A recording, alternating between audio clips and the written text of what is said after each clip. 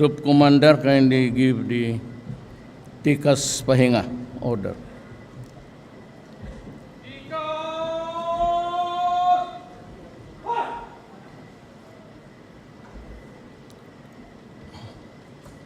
I have with me in my company tonight the Chief Presidential Legal Counsel, Salvador Panelo.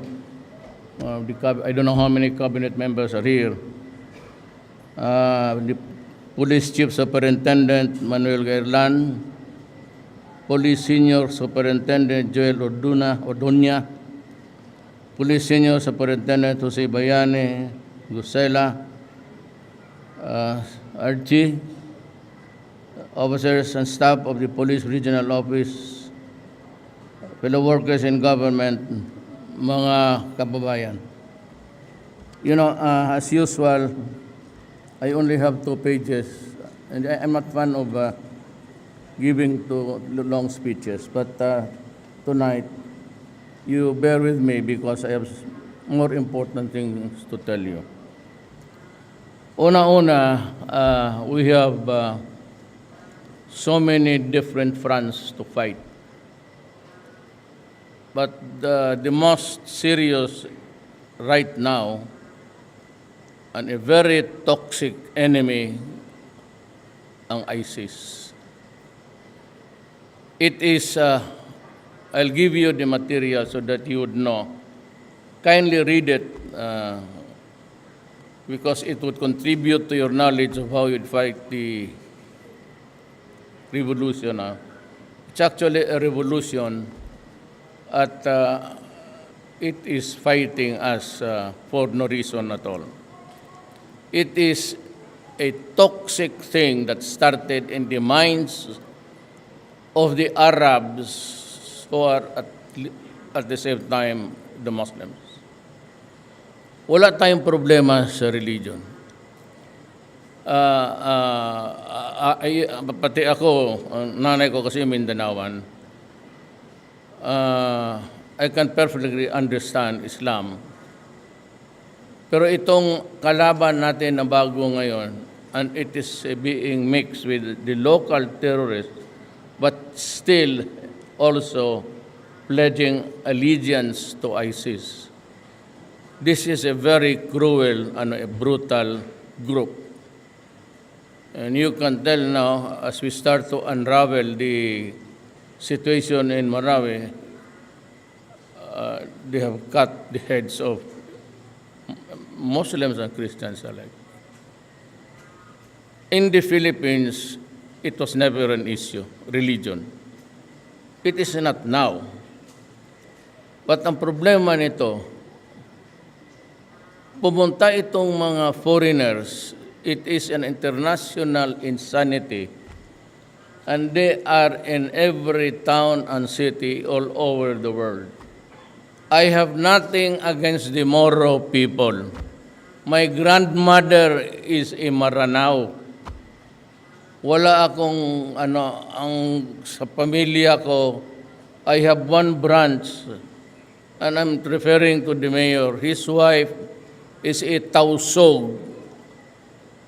Ang kanyang nanay is a Maranao also. Mine is to the grandmother ko, itong namang kanyang asawa niya. At may siya akong grupo na apo na puro Moro at Muslim. Wala akong problema diyan. Ang problema ko, itong mga tao who got contaminated with ISIS. Ito yung ISIS, ito yung mga sundalo ng mga bata noon when the Middle East was on fire. Ito yung naging desperado kasi nakita nila their country invaded. I'm sorry to say it was the United States who did it. And on the pretext of mass destruction, weapons, nandoon, pagdating, wala naman. And they saw their country destroyed, and Gaddafi was also killed. Pinakialaman kasi talang leader because they did not like despots. But yung hindi kasi nakakaintindi ng Quran and the way of life of a Muslim. It's really feudal. Kaya pati Afghanistan, inaaway ng... And there are so many wars na wala tayong pakialam at nagpuntahan na yan dito. So in Marawi, we got about 4 Caucasian-looking, so Arab. Caucasian-looking from Kuwait yan. Kasi yung ibang Aras may itim eh. Ito mga puti, ito talagang puti. So may 4 tayo and a host of several Indonesians. All kasama sa ating mga Pilipino na terorista. And this will not go out of the scene within the next 10 years. Kung may anak ka ngayon sa PNP o magpulis o sa PMA, aabutin pa nila itong gerang to. And this will be a bloody and brutal war. I am not trying to magyabang sa inyo, but when I had my first command conference sa mga pulis sa sundalo as president, we're talking about drugs. And I was really hitting the drug issue because it was fueling. Ang gasolina ng mga terorista was drugs. And simply, alam ninyo yan, it's almost everywhere. Dito sa Del Sur, then you go to Cotabato, Maguindanao, Buldon, Lanao. They were producing drugs beyond the normal capacity of all of the addicts in the Philippines can consume. So they were really actually selling and buying guns and everything. It would be good that after this war, if it will end someday, to start looking into saan itong mga baril, pati yung mga bala. Kasi yung may mga cartoons doon, marka pa yung DND personnel. From DND ordnance.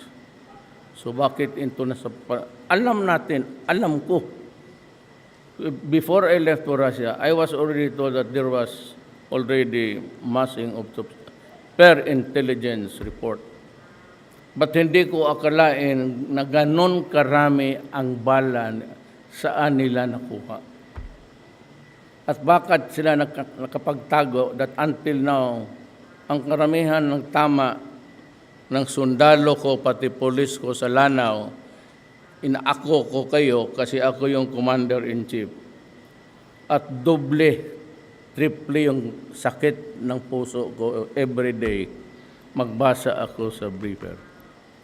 Masakit sa akin makikita na tayo namatayan ng 5 pulis, 4, Why? Ako yung nag-declare ng martial law. Ako yung nagsabi sa inyo, pumunta kayo doon, makipagpatayan. So every soldier or every policeman na namamatay doon, mas araw-araw na nabibigatan ako. I said, I told your officers, I am not so much into equanimity ko, yung sa utak kasi at the time that I have to solve every problem, then I get to review again of what our options would be and how long more it would take for us to take back Marawi and at what cost sa buhay. Huwag na lang yung bala sa akin, martilyan. I can lose all the money in government buying bullets and everything. Ang buhay ang problema dyan. So that's why tomorrow I'm out again to visit another brigade. Now, with the outbreak of this conflict, ang sabi ng PSG ko is not to mention to anybody, especially in public, where I would go tomorrow to visit the camps. Sabi nila, you do not need the publicity. It will not contribute anything anyway. So, maglipad na lang tayo doon. Sans the publicity and even yung mga... Ang problema dito is, in every generation, meron talagang lumalabas na demonyo. Our parents suffered Second World War. But where did it start? Germany. Anong ideolohiya? Nazi. Adolf Hitler was able to convince so many countries to side with him, and we know that he was killing the Jews by the million, and yet he was treated as a hero for about 3 to 4 years before he went down. Meron talaga eh. Ngayon itong ISIS, wala itong, I do not believe that they are into Islam. Islam does not direct anybody to kill a human being for no reason at all. Christians, ganun din. Wala naman binigay sa atin na even in school, no, magpatay ka na isang inosenteng tao. Yan ang problema, pero ito, pantay kayo. Kaya sabi ko, nagbibigay ako ng armas kasi ang army, walang sidearms. Ang problema sa army, they have to go home once, twice a year. Magbabiyahe yan, walang armas. So, totally naked in terms of preserving himself. Kaya I decided to buy yung ganun. At lahat ng awardees, meron kayo. Total kayong mga pulis, kompleto naman. You have the globe. Gusto nila talaga ng pinapili ko, pati yung tinanong ko yung security ko taga PSG, ang gusto talaga yung 45. Glock sana ang reorder ko yung Glock, yung na-issue sa inyo. Ang Glock kasi is maintenance free. Hindi kinakalawang, tapos hindi nagda-jam. Pero nakita nitong mga sundalo, yung 45 talaga na configuration. Ako nala, sige, kung yan ang gusto ninyo. I asked 7 of my security, mga PSG. Mamili kayo sa Glock ko ito. Lahat talaga gusto sa 45. Ayaw ko ba? In love masyado sa... But the Glock is actually also... What I'm giving you is 45 Glock.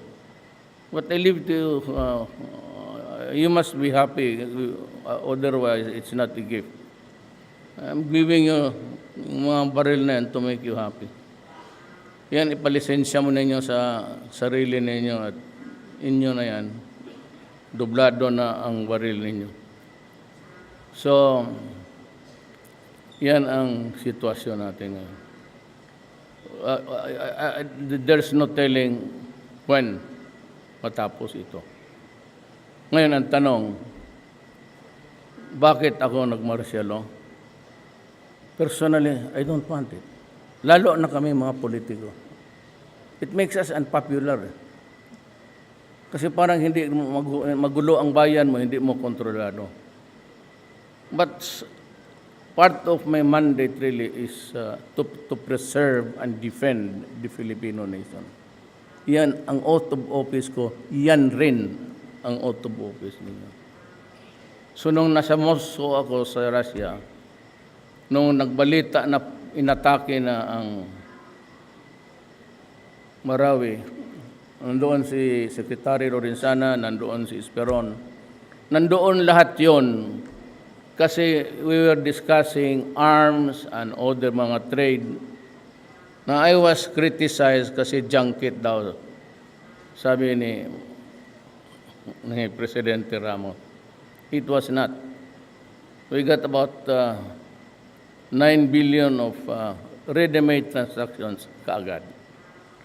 Na yung sabi nila yung mga opisyal ng police, ng army, Alam mo, ang bayad ko sa eroplano, kaya ako lang mag-isa doong pasahero o punuin ko ng tao, pareho lang.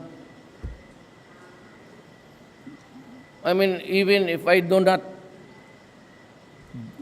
bring anybody, if I use the plane PAL, ibig sabi yan na palagay natin 1 billion, punuin ko man yung, and so I invited yung mag-retire. Yun na lang mga military pati police na mag-retire, I invited them along. Ano ba naman yan? Libre naman.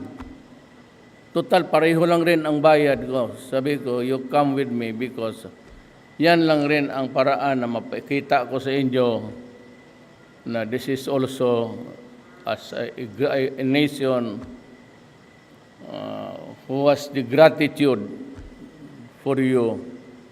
Sumama kayo para isama ninyo yung asawa ninyo, ipasyal ko kayo. And I thought that, I was expecting really the 4 days ahead na yun ang pinuntahan ko. Only to stay there for about 6 hours because yun nga pumutok ng ano. But good that Putin came in from another region. Russia is, I said, a vast expanse of territory. Part of Russia straddles in Asia, and part of it also is in Europe. But Putin was somewhere else. But I got there before he said he would be coming in. If I can just wait 6 hours, he would fly in. So I was able to accomplish. Ang problema, kami tatlo lang sa airport nag-usap. Si Lorenzana, pati si Cayetano. Ako, pati si Bo. But lahat ng gusto ko, napag-usapan namin. We talked for about 1 hour and 10 minutes. Okay naman. And so kahapon, inihintay ko lang rin yung advice nila, kahapon dumating yung sa Chinese. By this time, they have perfected the art also. Hindi manalo ang China ng mga gira kung pulpul yung inimbento nila na baril. It's all good, but hindi lang tayo kasi sanay. Sabihin used to made in USA. But yung mga sniper na dumating, ang gaganda. And I told Lorenzana na paghatian ninyo. Pati na yung mga, lalo na yung sniper. Very beautiful. You'll get it in a matter of days. Dadaan lang kasi yan sa itong ballistics. All of those guns will have to go to FEO or FEU. What's the title of the office now? FEU. Boom. Pakisabi lang sa kanila, bilisan yung ballistic exams para lalo na yung mga bago ibigay doon sa Marawi muna. But the next shipment would be on this September. And I hope that you can assemble about 1 battalion of snipers para mahusay kung marami tayong snipers. They are also sniping at us. And they have the beautiful guns. They have the Barrett. So you would be wondering, saan nila ito nakuha? Ang may mga Barrett lang yan, yung mga Amerikano, tayo, binigyan tayo ng Amerikano, nagbili tayo. But sila, halos, until now, we're still trying to, we are still recovering some of their weapons, but that includes the Barrett. Well, it's a deadly firearm. It can reach you almost 1 kilometer away. But may panlaban naman tayo. Marami rin tayong Barrett. And with additional arms, I think we will find it easy really to operate. I hope that this fight would not last for another month.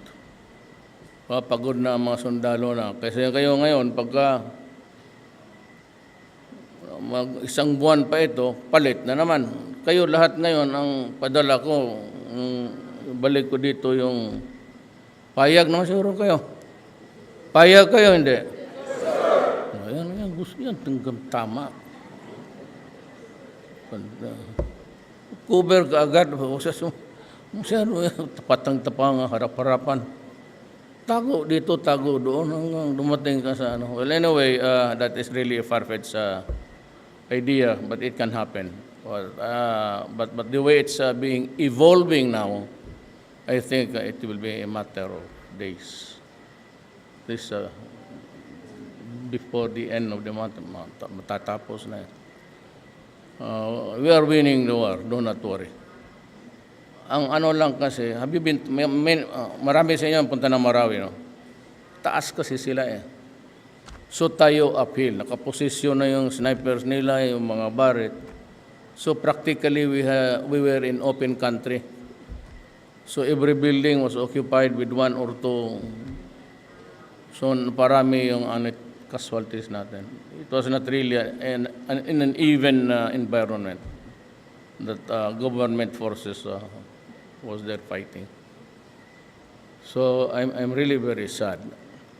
I am sorry to everybody, lalo na sa mga civilians sa Marawi na madamay sila. And I said, but more than anybody else, ako yung nasasaktan talaga. I was the one who ordered to implement martial law. If hindi ko naman gawin, I would be guilty of a violation of the Constitution. May mandate ako eh. Na pagka ganun, it's a crisis, it's getting out of proportions already. The recourse of martial law is there. So ako ang maipit. Ayaw ko pero the chances lahat na. So wala naman ako masabi, ayaw ko basahin to. Wala naman kasing... Well, I'll just read. In fairness also to the guy that prepared this speech. The government is ever thankful for the services that you selflessly give to our country. In this light, logistical support has been given to our police forces to ensure they have adequate provision to perform their duties as well. Alam mo, hindi ko naman sinisiraan ng mga 3 buwan lang ako presidente. I went to Biluna. And to my horror, walang MRI, walang barret. Barret is the chamber, yung nagda-dive na may bench, doon ka sa chamber. But that is also helpful when you are ma-extricate ka after 1 day, 2 days, may sugat ka, gangrene sets in. Pag ipasok ka doon, high pressure, it can arrest and even stop gangrene immediately. So mayroon na kayo niyan, binili ko lahat. And you can use my 2 presidential planes, yung mataba pati yung isa, pinapagamit ko na. Yun ang sinasakyan ng mga sundalo na wounded. It's being used as a shuttle now. Sabi ko, may commercial naman ako. I can use, mas kailangan ng mga sundalo natin. But you can rest assured na you'll have the best. You'll have the best of everything.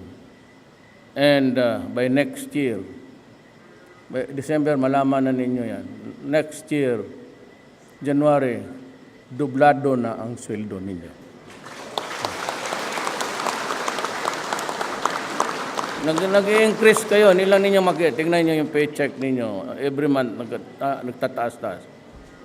Pagdating ng January niyan, the whole amount covered na. So, tapos I have increased your, saan na ba yung, wala man. Increase from, saan kung yung briefer ko?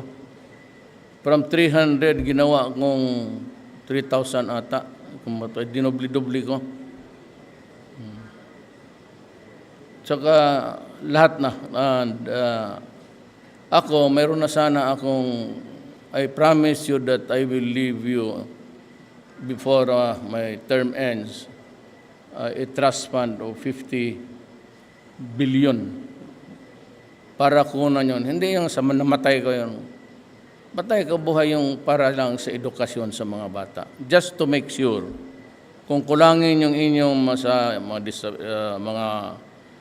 yung mga benefits ninyo after you retire, you can apply dito sa mga kulang. Alam mo, I do not want to mention it, but you retire at the age of 56 is really very early. By that time, mga anak ninyo nandiyan lang sa college pa. Now, if you have about 4, patay. Kaya medyo limitahan ninyo, 2, 3, okay na yan. Tsaka kung kung sa college, baski na libre, mga libro, uniforme.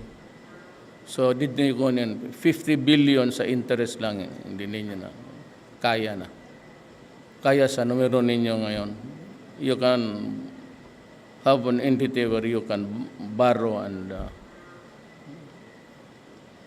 sa hospital ninyo, lahat sa hulo, bago lahat ang pati, I think they already have an MRI. It was donated by Ramon Ang. Dito naman sa Cagayan, I gave them 30 plus 17 para equipments. Dito, I will also make a hospital here. Same equipments para hindi na kayo But dito, wala kayong problema. If you suffer a wound, sagot ng gobyerno. You have a ward there for, paggawa ko ng isang ward for military and police lang. So, puro na kayo may mga armas, lahat. Wala kayong trabaho sa mga munisipyo, pag day off ninyo, labas kayo happy-happy. Kaya mga army rin, mga maglabas ma rin. So may armas na kayo, pag hindi nakaagaw ng microphone, magbarilan, di tabla kayo. Ganun yan eh. So just be aware of the. Kaya ako tinuro dito noon. I forgot the general who gave us the mga sundalo dito, and he was here. Sabi nga niya na bago kayo maglabas ng bahay, kung balik ito talaga mas paro-paro. Basta may maglakad-lakad dyan o mag-standby sa mga tindahan, tingnan mo muna. Tapos labas na. Lalo na dito yung isa, tapos may isa dito, walang ginawa kung hindi If suddenly they change position, paglabas mo, bantay ka na. Kaya na isang pulis, sige, tingin-tingin yung tao. Sabi ng pulis, pinag-aralan ako nito Kasi dalawa Saka suri-suri ng paglabas, binaril kagad yung isa. Butit na hindi namatay. Sabi niya, bakit ka Bakit mo ako pinagpaplanuhan? Sabi kagad nung binaril niya na, hindi man ikaw siya. Naghahanap man kami doon sa yung appliance na hindi nakabayad, yung address kasi i-repossess na. Akala niya, NPA, binaril ka agad. Okay na lang. Kaysa kung totoong NPA nga. But they are not organized anymore. Kanya-kanya. At no other time in the history ng there are so many surrenderies. Maraming surrender. But believe ako doon, nabasa ko yung briefer na they were able to call on time and you responded. And you were able to get 3 of them. 3 ba yung napatay na yun? I would like to congratulate you. You deserve the medal. Saan yung medal mo? Nawala man. Nahulog. Where's yung medal? Plaque. Sa to? Papagawaan kita ng bago. Hindi talaga, magdawa ako. I'm just asking for permission from the higher authorities. Ay akin, it's pero nagpapagawa ako ng maganda. Maganda yung aking yung gumagawa ng sing-sing namin sa college ring, Suarez. Taga Cebu yan eh. Siya ang pinagawa ko. Mayroon na akong for additional para magbako kayo maglakaw to daghan na kayong medalya. Di na maigo bala nakaana na eh. I'm going to take my just to show my gratitude to you for what you are doing to the country. Anyway, lahat naman kayo. Huwag kayong if there's a problem, huwag mag-init ng ulo. Just tell your commander or you get in touch with Bong and you tell him the problem and I will solve the problem for you. Wala man tayong problema dito. Kung pera-pera lang, maghanap tayo. Kadali mag-hold up dyan. But during my time, I will take care of you. At ang sinabi ko, do not be afraid to implement the laws of the land. You have been there for PNP 4 years, PMAyer, yung iba basic 2 years. You were lectured on when to arrest, when to shoot, when not to shoot. Huwag kayong if you think that you are in danger or your life is in jeopardy, you're losing about to yung preservation instinct. Dalawa yan, performance of duty and self-preservation. Defense, self-defense. Sabi ng hindi man maniwala ito sila na wala man tayong pinatay na nakataas yung kamay na nakatali yung hindi man natin trabaho yan. What for? Mas gusto ko nga makulong para magsakripisyo. But your primary concern is really the neighborhood and the city. But do not be afraid. May training tayo sa kanila at mas mautak kayo. Hindi tayo manalo tayo niyan. A few more days and we will prevail in Marawi. Do not worry.